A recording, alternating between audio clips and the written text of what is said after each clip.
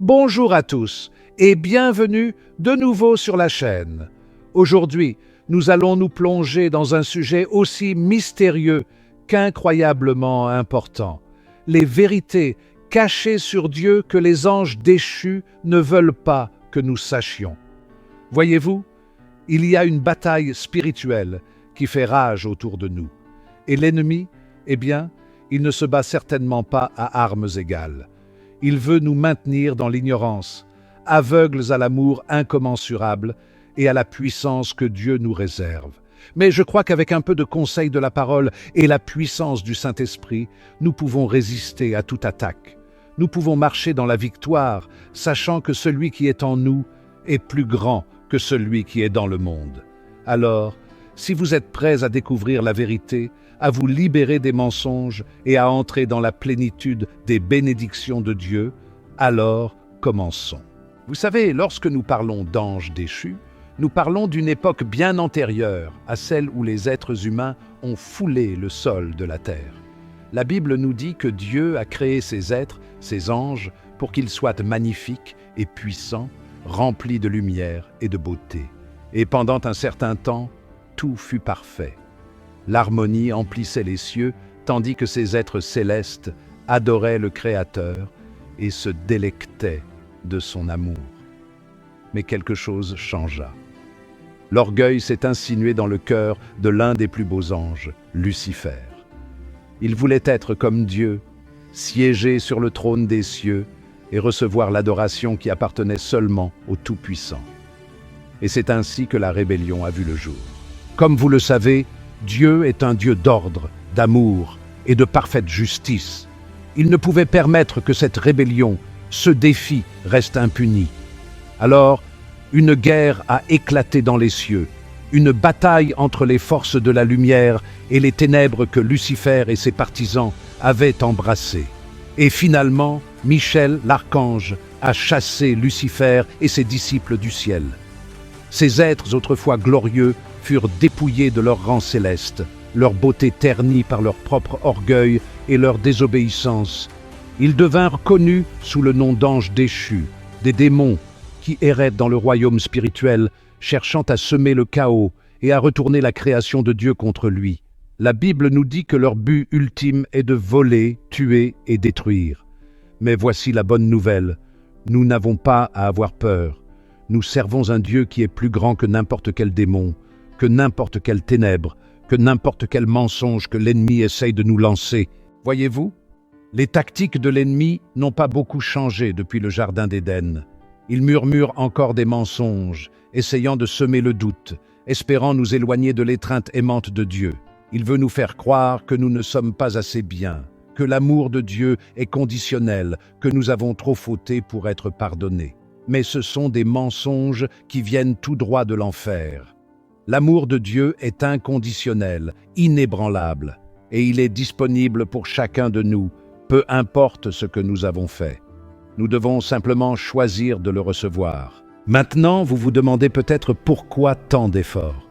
Pourquoi ces anges déchus sont-ils si déterminés à saper notre foi? C'est simple, vraiment. Ils savent que notre foi est notre lien direct avec Dieu. C'est par la foi que nous puisons dans sa puissance, sa paix, sa joie. La foi est la clé qui débloque les bénédictions et les promesses qu'il nous réserve. Et l'ennemi, eh bien, il tremble à l'idée que nous marchions dans la plénitude du plan de Dieu pour nos vies. Il sait qu'un croyant qui est confiant dans l'amour de Dieu, qui se fie à ses promesses, est une force puissante avec laquelle il faut compter. Alors, il essaie d'ébranler nos fondations, d'ébranler notre confiance, de nous faire douter de celui-là même qui nous tient dans le creux de sa main. Et comment s'y prend-il? Oh, il a plus d'un tour dans son sac. En fait, il a tout un arsenal. Il utilisera la peur, l'inquiétude et l'anxiété pour nous paralyser, pour nous empêcher d'avancer avec foi. Il nous murmure des mensonges sur notre valeur, sur nos erreurs passées, tout ce qui peut nous faire sentir petits, insignifiants et indignes de l'amour de Dieu. Il essaiera même d'utiliser nos circonstances, nos défis, nos épreuves pour nous convaincre que Dieu nous a oubliés. qu'il ne se soucie pas de nous. Mais, mon ami, n'y croyez pas une seule seconde. Nous devons nous rappeler que l'ennemi est un maître de la tromperie. Il se déguise en ange de lumière, essayant de nous attirer avec des offres alléchantes et des demi-vérités. Mais nous avons quelque chose qu'il n'a pas, le Saint-Esprit. Dieu nous a donné le don du discernement, la capacité de distinguer le vrai du faux, de savoir quand nous sommes influencés par les murmures de l'ennemi. Et lorsque ces doutes et ces peurs commencent à s'infiltrer, nous devons les combattre avec la vérité de la parole de Dieu. Nous devons nous rappeler ses promesses, sa fidélité et son amour inébranlable. Voyez-vous, l'ennemi aime murmurer ses petits mensonges. Il essaie de vous faire douter de la bonté de Dieu. Il vous dira que Dieu ne se soucie pas de vous, que vos prières se brisent sur le plafond. Mais ce n'est pas du tout le cas. Dieu vous écoute, il vous voit et il vous aime plus que vous ne pouvez l'imaginer. Il y a un verset dans la Bible, Romains chapitre 8, versets 38 et 39, qui dit que rien ne peut nous séparer de l'amour de Dieu. Ni les anges, ni les démons, rien. Accrochez-vous à cette promesse. Dieu vous aime inconditionnellement, et rien de ce que vous faites ou ne faites ne pourra jamais changer cela. L'une des choses les plus sournoises que font ces anges déchus, c'est de déformer la vérité.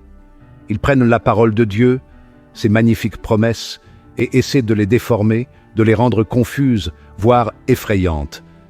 Mais vous savez quoi? La parole de Dieu est une lampe pour nos pieds. C'est une lumière dans les ténèbres. Lorsque vous vous sentez confus, lorsque vous vous sentez perdu, tournez-vous vers les Écritures. Laissez sa vérité vous guider, et non les murmures du doute. Souvenez-vous que l'ennemi est le père du mensonge. Il ne peut pas créer la vérité, alors il essaie de la manipuler. Mais la parole de Dieu ne change jamais. Elle est constante. C'est un rocher auquel nous pouvons nous accrocher lorsque les tempêtes de la vie se déchaînent. Alors étudiez la parole, méditez sur elle, laissez-la remplir votre cœur et votre esprit. Plus vous connaîtrez la vérité, plus il vous sera facile de discerner le mensonge. Parfois, ces mensonges se présentent sous un déguisement. Vous pourriez les trouver dans des enseignements qui semblent justes en apparence, mais qui en réalité contredisent l'amour et le caractère de Dieu. C'est pourquoi il est si important d'être vigilant. Mettez tout à l'épreuve des Écritures. Est-ce conforme à ce que Dieu dit de lui-même? Cela vous apporte-t-il la paix ou l'anxiété? Souvenez-vous, Dieu n'est pas un Dieu de confusion. C'est un Dieu de clarté, un Dieu de paix. Ses voies sont plus élevées que les nôtres, et parfois nous ne pouvons pas tout comprendre, mais nous pouvons avoir confiance dans sa bonté. Nous pouvons avoir confiance en son amour, et nous pouvons demander au Saint-Esprit de nous guider, de nous donner la sagesse et le discernement, tandis que nous naviguons dans ce monde. L'une des plus belles vérités de la Bible est la promesse du pardon de Dieu. Peu importe ce que vous avez fait, peu importe à quel point vous vous êtes éloigné, les bras de Dieu sont grands ouverts. Il vous attend à bras ouverts. Mais l'ennemi, lui, ne veut pas que vous le sachiez. Il veut que vous restiez piégés dans la culpabilité et la honte. Il veut vous faire croire que vous êtes allé trop loin, que Dieu ne pourrait jamais vous pardonner. Mais c'est un mensonge. La miséricorde de Dieu se renouvelle chaque matin, comme l'aube d'un nouveau jour. Il ne garde pas trace de vos erreurs. Lorsque vous allez à lui avec un cœur repentant, il vous pardonne complètement. Il rejette vos péchés loin de vous, comme l'Orient est éloigné de l'Occident. Il ne s'en souvient plus. C'est le pouvoir de la croix, mon ami. C'est un amour sans limite. Voyez-vous, la grâce est un cadeau. Ce n'est pas quelque chose que nous gagnons ou que nous méritons. C'est la faveur imméritée de Dieu déversée sur nous, simplement parce qu'il nous aime tant. Et lorsque nous comprenons vraiment cette grâce, lorsque nous saisissons la profondeur de son amour, cela nous transforme. Cela nous libère des chaînes de la condamnation. Nous n'avons plus à vivre dans la peur. Nous n'avons pas à porter le poids de notre passé. Nous pouvons marcher en liberté et en confiance, sachant que nous sommes aimés et pardonnés. Alors, si aujourd'hui vous luttez contre la culpabilité ou la honte, laissez-moi vous rappeler l'extraordinaire grâce de Dieu. Accueillez-la, embrassez-la et laissez-la transformer votre vie. Vivre dans le pardon, c'est aussi étendre cette même grâce aux autres. Lorsque nous faisons l'expérience de l'amour incroyable de Dieu, nous ne pouvons nous empêcher de le partager avec ceux qui nous entourent. Rappelez-vous que s'accrocher à la rancune et au manque de pardon ne fait que nous nuire à nous-mêmes. C'est comme boire du poison et attendre que l'autre personne meure. Laissez aller la colère, laissez aller la douleur.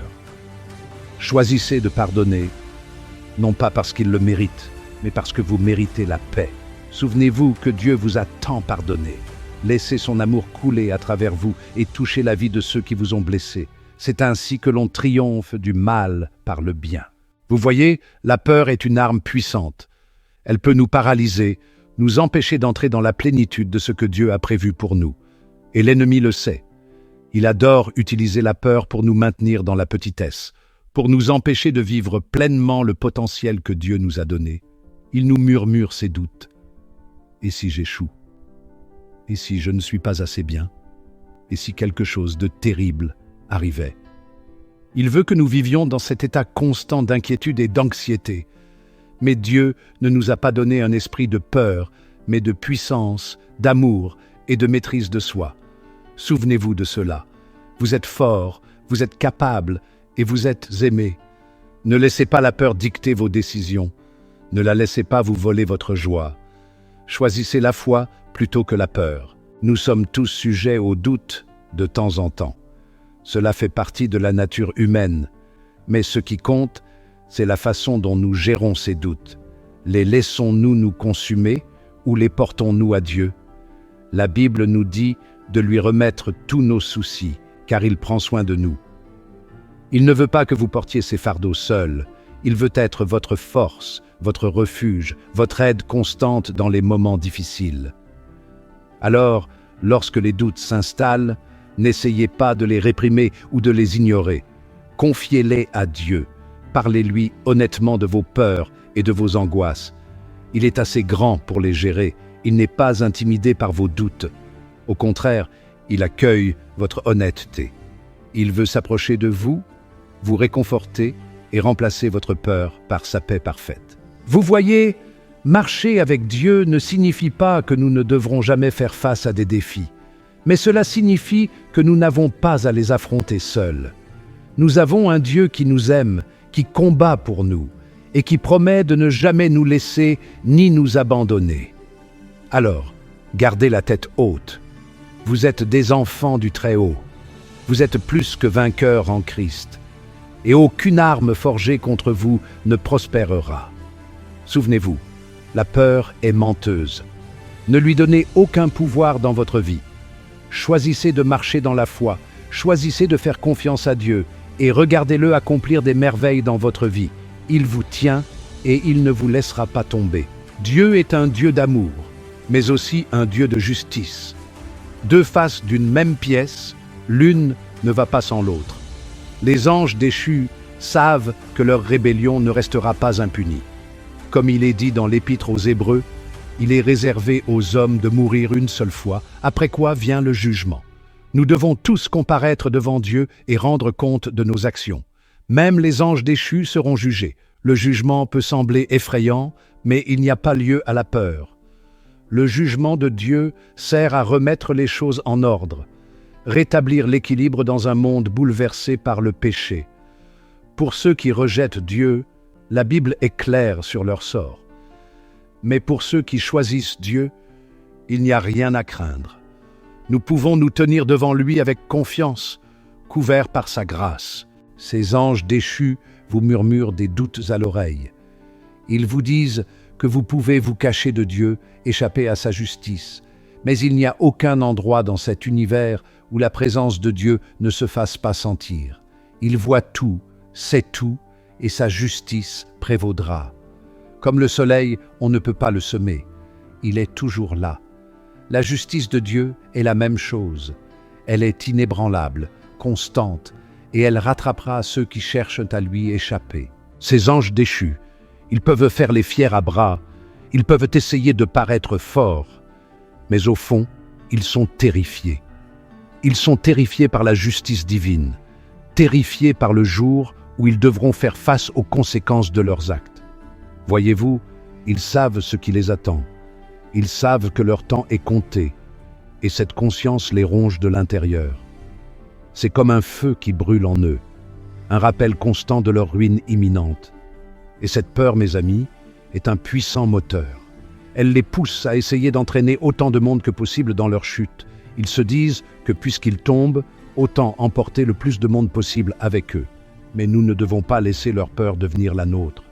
Nous avons le pouvoir de résister à leurs tentations, de rester fermes dans notre foi et de choisir la voie de la droiture. Nous avons Dieu à nos côtés, et avec lui, nous n'avons rien à craindre. Ces anges déchus sont rusés. Ils n'annoncent pas toujours leur présence avec des éclairs et du tonnerre. Non, ils sont bien plus subtils que cela. Ils œuvrent dans l'ombre, murmurant des doutes, semant la peur. Ils savent que s'ils peuvent vous faire douter de Dieu, remettre en question sa bonté, alors ils auront une prise sur vous. Alors, comment savoir si vous êtes sous l'influence de ces forces négatives? Cela commence par reconnaître les signes. Un sentiment soudain et persistant de négativité. Vous pourriez vous sentir désespéré, impuissant ou submergé par l'anxiété. Ces sentiments peuvent être si intenses, si accablants. Mais rappelez-vous, Dieu nous a donné un esprit de puissance, d'amour et de maîtrise de soi. Reconnaissez que ces sentiments pourraient ne pas être les vôtres. Ce pourraient être les murmures de l'ennemi qui essaie de vous entraîner vers le bas. Un autre signe d'influence maléfique est une envie soudaine d'agir de manière destructrice ou nocive. Vous pourriez être tenté de vous laisser aller à la colère, de vous adonner à de mauvaises habitudes ou de vous isoler de vos proches. Ces tentations peuvent être très puissantes, surtout si vous vous sentez déjà vulnérable ou stressé. Mais rappelez-vous, mon ami, Dieu est fidèle. Il ne permettra pas que vous soyez tenté au-delà de vos forces. Au contraire, avec la tentation, il fournira également le moyen d'y échapper, afin que vous puissiez résister. Alors, si vous êtes tenté de faire quelque chose que vous savez être mal, ne cédez pas. Tournez-vous vers Dieu, demandez-lui sa force, et il vous aidera à surmonter cette épreuve. Il vous donnera la force de résister à la tentation, de choisir le chemin de la justice, même lorsque c'est difficile. Rappelez-vous, vous n'êtes pas seul dans cette bataille. Dieu est juste là avec vous à chaque pas que vous faites. Maintenant, il est important de se rappeler que toutes les pensées ou émotions négatives ne sont pas un signe d'influence démoniaque. Nous traversons tous des épreuves dans la vie, nous connaissons des périodes de stress, de tristesse et de doute. Mais si vous remarquez une tendance à la négativité, si vous vous sentez bombardé par des pensées sombres et des tentations, il est important de prendre du recul et de se demander d'où cela vient-il. Est-ce quelque chose que je crée dans mon esprit ou est-ce quelque chose qui me vient d'une source extérieure? Je sais que cela peut sembler un peu effrayant, mais croyez-moi mon ami, il n'y a pas lieu d'avoir peur. Dieu nous a donné le pouvoir de discerner les esprits, de faire la différence entre sa voix et la voix de l'ennemi. Et lorsque nous apprenons à reconnaître ces voix, nous pouvons choisir d'ignorer le négatif et de nous concentrer sur le positif. Nous pouvons choisir de remplir nos esprits avec la parole de Dieu, avec ses promesses et avec son amour. Et lorsque nous le faisons, mon ami, nous créons une forteresse que l'ennemi ne peut pas pénétrer. Je sais que parler d'anges déchus et de puissance des ténèbres peut être un peu troublant, mais je veux que vous vous rappeliez d'une chose très importante. Dieu est aux commandes. Il est l'autorité suprême, le souverain absolu de l'univers, et rien, pas même les forces des ténèbres, ne peuvent lui résister. La Bible nous dit qu'il est avant toute chose et que tout subsiste en lui. Cela signifie que, quelles que soient les épreuves que vous traversez, quelle que soit l'obscurité qui peut se présenter sur votre chemin, Dieu est plus grand, il est plus fort et il a déjà remporté la victoire. C'est comme lorsque vous êtes enfant et que vous avez peur du noir et que votre parent entre dans la pièce et allume la lumière. Soudain, La peur disparaît parce que vous savez que vous êtes en sécurité. C'est la même chose lorsque nous nous rappelons que Dieu est avec nous. Les ténèbres ne peuvent pas nous atteindre car nous sommes entourés de sa lumière. Maintenant, certains pourraient se demander, eh bien, si Dieu est si puissant, pourquoi permet-il à ces anges déchus d'exister? Pourquoi ne les élimine-t-il pas tout simplement? Et c'est une question légitime. Mais nous devons nous rappeler que Dieu opère sur une échelle de temps différente de la nôtre. Il voit la situation dans son ensemble, la grande tapisserie du temps, et il fait concourir toutes choses au bien. Il permet à ces anges déchus d'exister pour une raison, mais leur pouvoir est limité. Ils ne peuvent opérer que dans les limites que Dieu leur a fixées. C'est comme un dompteur de lions dans un cirque. Le lion est une créature puissante, capable de causer de grands dommages, mais il est retenu par une chaîne. Le dompteur tient la chaîne, et le lion ne peut rien faire sans sa permission. De même, ces anges déchus sont liés par l'autorité de Dieu.